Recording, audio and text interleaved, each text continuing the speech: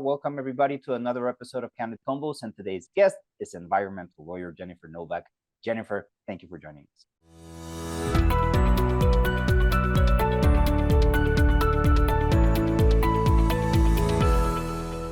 You are, well, the type of practice area that you manage is something that is not that common. How did you get into environmental law? I would love to be able to say that this is what I had always wanted to do, but that is not true.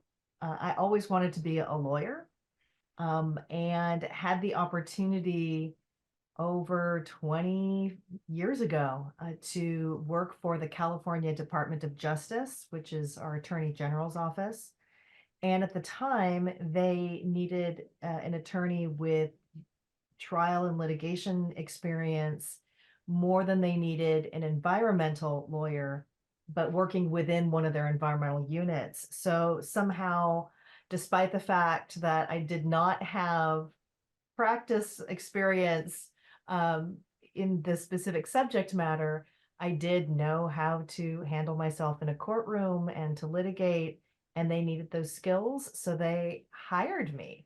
I really just wanted to get into that office. I was willing to dabble in a new area of law, and then I spent a really long time up a very steep learning curve trying to learn the environmental law part of being an environmental lawyer. Okay, so you always wanted to become a lawyer, and then your career took you towards environmental law. That's Correct. what I'm understanding. 20 years ago, you stuck with it. Were you just good? Did you just fall in love with it? What happened?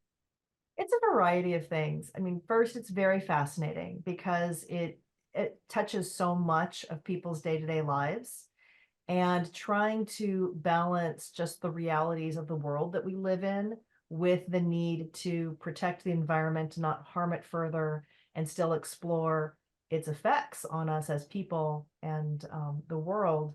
That in and of itself is very challenging, and you always have to be dealing with the science of the environmental regulations.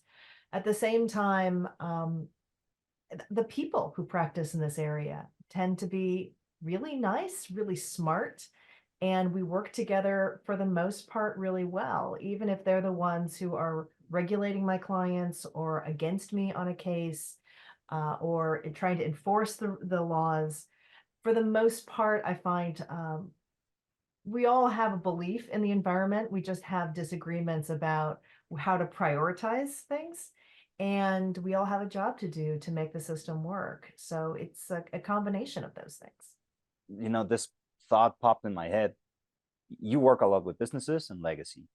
Is there anything on regulation? Is there anything on environment that you've seen as a constant that business owners should know, even if they wanted to approach you and say, okay, this is something that I need to focus on?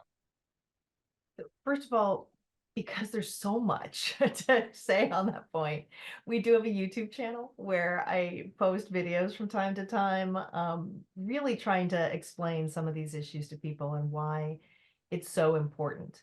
And as a business owner, I get there are so many different rules we have to follow and be mindful of, and you don't have time in the day to make everything a priority. And unfortunately, environmental issues do fall in that same type of category. Of all the things people have to worry about, it seems really easy to let these ones slide. However, people need to recognize that the system is designed so that the people who have to follow the environmental regulations regulate themselves for the most part. It also is very record intensive, meaning it's not just that you are doing the right thing, but you're documenting it. And those pieces of paper become the evidence against you if you can't produce them, if it shows you're falling short, if something spilled, whatever the case may be. And it's what we call strict liability in the lawyer world. Not 100% of the time, but most often. Meaning it doesn't matter if you tried, doesn't matter if you didn't know, doesn't matter if it was a mistake. A violation is a violation. And that is why you do have to make it a priority and pay attention. And it does help to rely on people, whether they're your employees or a trusted friend who knows something in this area, or it's a consultant, or it's a lawyer, because a lot of times we see people making assumptions.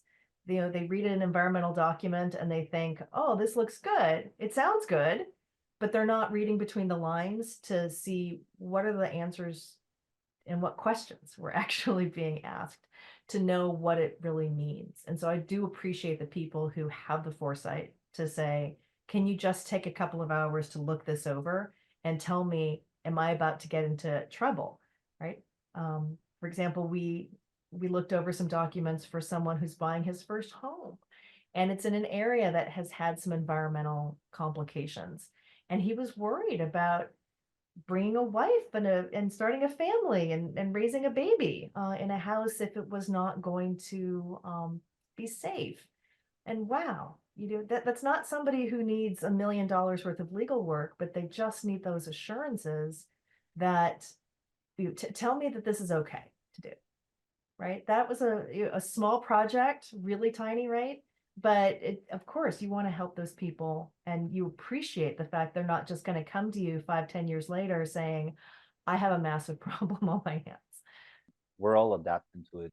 What I do see is a new way of working just remotely, just by the fact that you're able to work remotely. It's so bad that traffic in LA is still the same thing. But I think at least the legal process has sped up a little bit. It's moving a little bit faster. That's why they're not going back. So maybe economy of process is something, or a niche where this was actually a positive thing, because on the long run, it looks like nothing changed. It just evolved a little bit, but really nothing changed. What do you think? Well, I think from a business owner's perspective, certainly it opened up the need on the opportunity to reach out a little bit more. And so we can be a better employer because some of my employees do want to be remote part-time. I have a phenomenal person working for me who does not even live in this country. And we would not have taken the chance of doing that, but for the fact that we were already getting used to being online and working through various apps and other types of video conferencing.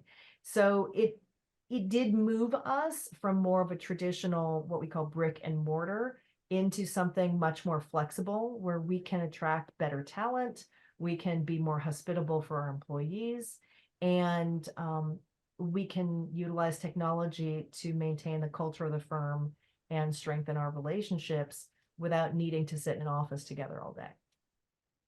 And well, I know you have somebody working from another country, but I also hear part of your staff is also remote, maybe part-time or full-time. Was this pre-pandemic, or did you guys adapt and evolve into something better? So pre-pandemic, we did have folks who were part-time in the office, part-time remote. Post-pandemic, I would say most of our folks are hybrid, and one is fully remote. And well, for the person that is fully remote, well, because they're from another country, did you had any sort of did this person had any sort of difficulties adapting towards your law firm and how you work and how you do things? You have very established processes. Or was it a good fit because of, did you onboard them personally? What made the difference? We do spend a long time onboarding people at this point in time, and that has been an evolution as well. I do videos that I record of myself trying to explain the history of the firm, what's meaningful to me, how you will succeed here, what my expectations would be. We have process, procedures, and systems that we are constantly working on. Anytime something goes wrong, everyone knows, okay, we need a policy on this, and to make sure that we avoid it in the future. But I think it's also a matter of people being open to working together and collaborating, and being open to new ideas as well. And so for my remote worker, most mornings we're either communicating back and forth via apps or emails, or we hop on a call together and we do a video call, even if it's 5 minutes, 10 minutes, to check in, ask questions, resolve the day, how are you doing today, and move on. So we definitely have implemented things to try to make a stronger culture as we all work remotely. And I'll give one example because I read it in a book and I adapted it as my own. But we have what we call a fika. It's a Swedish word for when people sit down for coffee together for 5-10 minutes. So every week you're assigned a fika partner here. And for 10 minutes, sometimes it's half an hour, sometimes people are gone a lot longer, but you can just hop onto a call over video, or just sit down in the office or go get coffee. Sometimes people go off and get a hike, but the rule is you cannot talk about work. You have to just talk about life. And people have told me that at first it seemed like, eyeball roll, like one more thing you have to do. But they've come to appreciate it because you really do get to know your coworkers, and it is a nice break to not be talking about work all the time, and instead to care about each other as human beings. So Jennifer, I can't thank you enough for showing up today. And if I could leave with one final question is, can you please let people know where they can find you and what you can do to them? So the easiest way to find us is through our website, which is www.jfnovaclaw.com. And we just like having conversations with people to let them know if they need to worry about an environmental issue in their lives or for their families. We offer free 15-minute calls where people can just ask us questions. A lot of times we tell people you don't need a lawyer, or here are some tips on what you can do to help yourself and not have to get involved in a legal situation. But sometimes it's really eye-opening for people as well. And so we're here to educate, and we're here to help. Well, thank you very much, Jennifer. And again, it's an honor meeting you, and it's been an honor having you as a guest. Thank you. I've been so happy to speak with you. And I've been so pleased with Get Staffed Up. Thank you.